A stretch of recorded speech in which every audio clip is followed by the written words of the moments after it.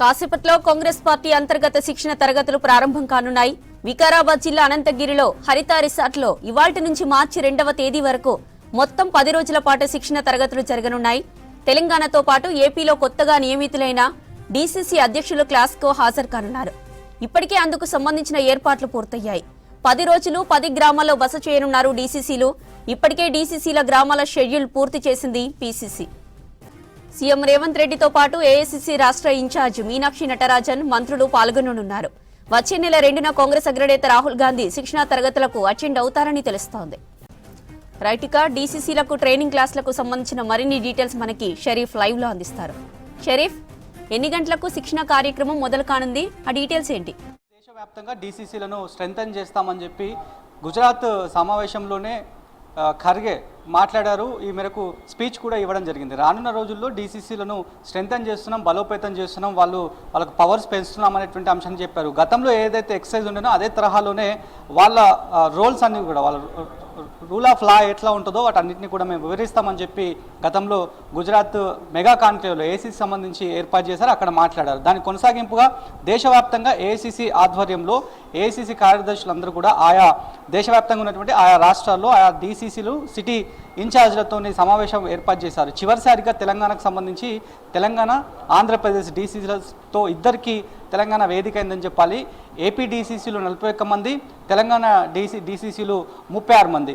మొత్తం వీళ్ళందరికీ వికారాబాద్ అనంతగిరి రిసార్ట్లో, హరిత రిసార్ట్లో కాసేపట్లో శిక్షణా శిబిరం ప్రారంభం కాబోతుంది. ఈ సమావేశానికి సీఎం రేవంత్ రెడ్డి హాజరు కాబోతున్నారు. ముందుగా ఏఐసీసీ సంబంధించినటువంటి కేసీ వేణుగోపాల్ కావచ్చు, అదేవిధంగా ఏఐసీసీ తెలంగాణ ఇన్ఛార్జ్ మీనాక్షి నటరాజన్, 2 రాష్ట్రాలకు సంబంధించినటువంటి ఇన్ఛార్జీలు, ఏఐసీసీ ఇన్ఛార్జీలు ఎవరుతున్నారు వాళ్ళందరూ కూడా అటెండ్ కాబోతున్నారు.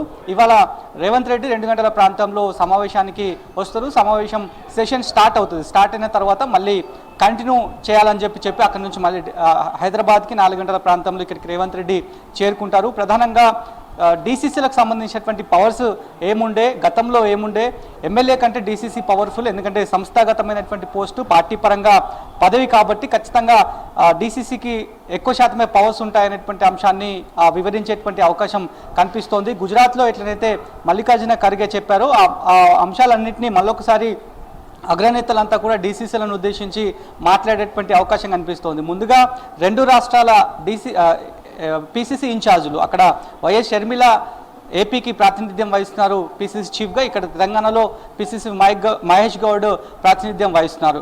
ఈ ఇద్దరి స్పీచ్ ఉండబోతోంది. మొత్తం 10 రోజుల పాటు. ఈ 10 రోజుల్లో ఏదో ఒక రోజు అగ్రనేత రాహుల్ గాంధీ అటెండ్ కాబోతున్నట్టుగా కూడా సమాచారం అందుతోంది. మరి ఏ రోజు ఆయన అటెండ్ కాబోతున్నటువంటి అంశం పైన క్లారిటీ లేదు.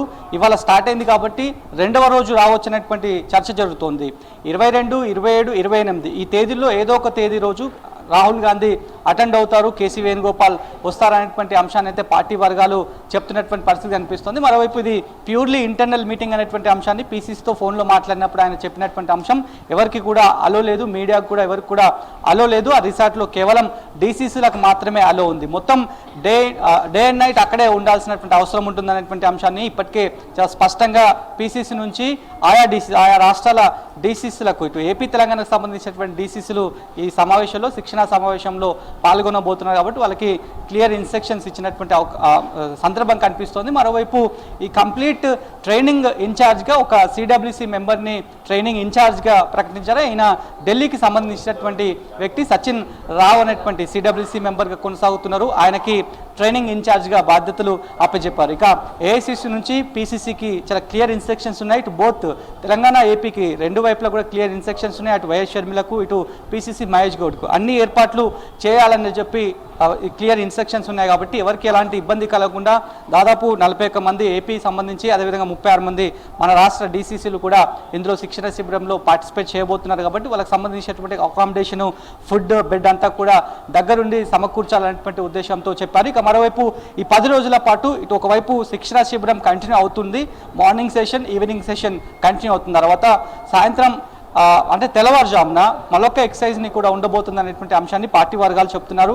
ఉపాధి హామీ పథకం కింద 10 రోజుల పాటు 10 గ్రామాలకు డీసీసీలు వెళ్తున్నారు. తెలంగాణ డీసీసీలు అంతా కూడా 10 గ్రామాలకు, తెలంగాణ ప్రాంతంలో ఉన్నటువంటి 10 గ్రామాలకు వెళ్తారు. అక్కడ బస చేస్తారు. శ్రమదానం కార్యక్రమం ఉంటుంది. ఈ శ్రమదాన కార్యక్రమం గతంలో కూడా కంటిన్యూ అయింది. పీసీసీ వెళ్ళారు, ఎమ్మెల్యేలు కూడా ఆయా నియోజకవర్గ ఇన్ఛార్జ్లతో కలిసి బస చేసినటువంటి పరిస్థితి. గాంధేయవాదాన్ని విస్తరింపజేయడమే లక్ష్యంగా ఈ రకమైనటువంటి ఎక్సర్సైజ్ చేశామనేటువంటి అంశాన్ని అయితే నటరాజన్ చాలాసార్లు చెప్పారు. సో ఇవాళ స్టార్ట్ అయింది కాబట్టి ఈ 10 రోజుల పాటు ఒకవైపు శిక్షణ శిబిరం కంటిన్యూ అవుతూ ఉంటుంది. ఆ తర్వాత 10 గ్రామాలకు వెళ్తారు. ఆ 10 గ్రామాలు ముందుగా ఏ గ్రామం నుంచి స్టార్ట్ చేయబోతున్నటువంటి అంశంపైన క్లారిటీ రావాల్సినటువంటి అవసరం ఉంది. 10 గ్రామాలకు సంబంధించినటువంటి త్వరలోనే 1 or 2 డేస్లో వాటికి సంబంధించినటువంటి ఏదైతే షెడ్యూల్ని ఖరారు చేయబోతున్నాం, ఆ గ్రామాలకు ఏ డీసీసీలు వెళ్ళాలి, ఎంతమంది డీసీసీలు వెళ్ళాలనేటువంటి అంశంపైన, ఉపాధి హామీ పథకాలకు సంబంధించి వెళ్ళాలనేటువంటి అంశంపైన షెడ్యూల్ని ఖరారు చేసేటువంటి అవకాశం కనిపిస్తుంది. ఇటు శిక్షణ శిబిరంకి ఒక్కరోజు అటెండ్ అవుతారు, అదే రోజు మళ్ళీ ఉపాధి హామీ పథకంలో కూడా అగ్రనేత రాహుల్ గాంధీ అటెండ్ అయ్యేటువంటి ఛాన్సెస్ కనిపిస్తున్నాయి.